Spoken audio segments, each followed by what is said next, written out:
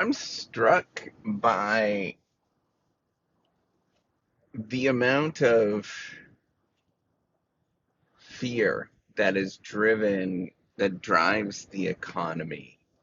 And I think a huge part of this, I've been thinking a lot in, I have gone through this weird transition in the last few years, and a lot of it has been looking at looking at responses, what people think about, what's their inside information. So one of the interesting things that I see is what is resonating with culture at a given moment.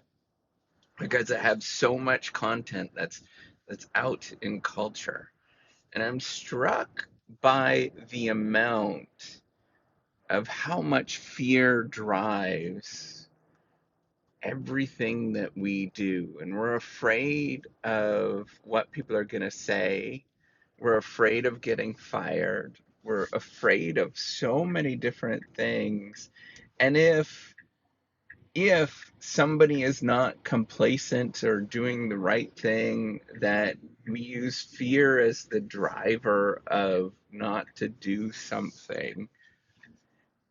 And I think about how bizarre that actually is. If we're to encourage people to grow and develop and to do better, often it requires very little fear. Often it requires a lot of empathy. Often it requires somebody saying, "Are you okay?" Often it requires just a little bit more in terms of figuring out the transformational leadership game of things, where it's not about being driven by fear in terms of rewards and punishments, which is the basic story within almost all of culture and what we're told. And we really see it predominantly in modern culture, where we're so outcome focused. And that if you don't get this outcome, then you lose. If you don't receive this, then you lose. If you receive this, you are a good boy or girl. I think about what that actually means for us in terms of how we can do better. I think much of that, in my experience, has not been healthy for me. I have not had good experiences when things are driven by fear. I sometimes can be driven by spite. I think that that is a very powerful thing. But in my own life, what often gets me going is knowing that I'm going to be helping somebody else out, or I feel like I'm part of something that's bigger than me, or I do something because of the pleasure of it. Very little fear involved. When I do something, I I often don't feel comfortable if things are fear based. And I think about almost all of the things in terms of the power plays that we think about, the coercive power that we have in modern society, or people in position. You know, there's two ways that you can think about people in position. And one of them is fear based. One of them is command control and coercion, where it's top down and you know everything. You're the expert. You know absolutely everything, and you tell people what to actually do, and people respond to that. The other is a "I don't know" response. Maybe I can help you figure this out together.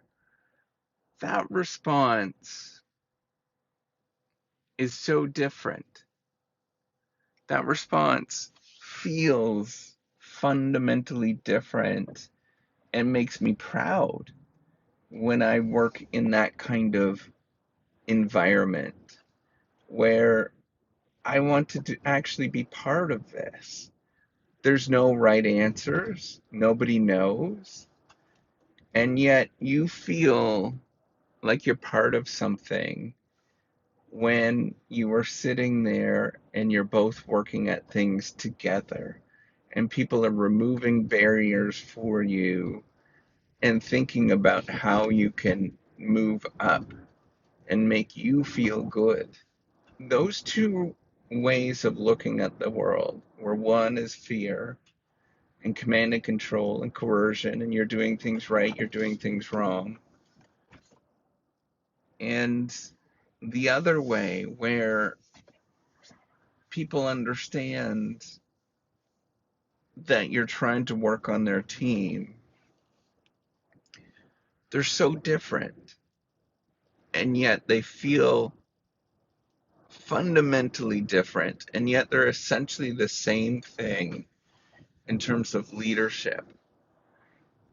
I'd encourage you to think about how you understand your role and what that actually means. Try to flip it around.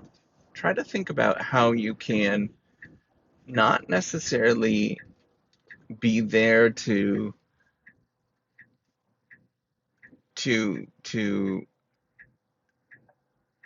be the leader, but instead figure out how you can be there to be the follower, to be the person that is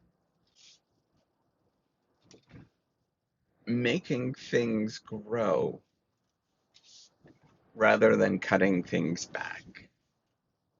It's a different way to think about things, but man, it certainly has helped me out a lot. All right, take care and have a wonderful day.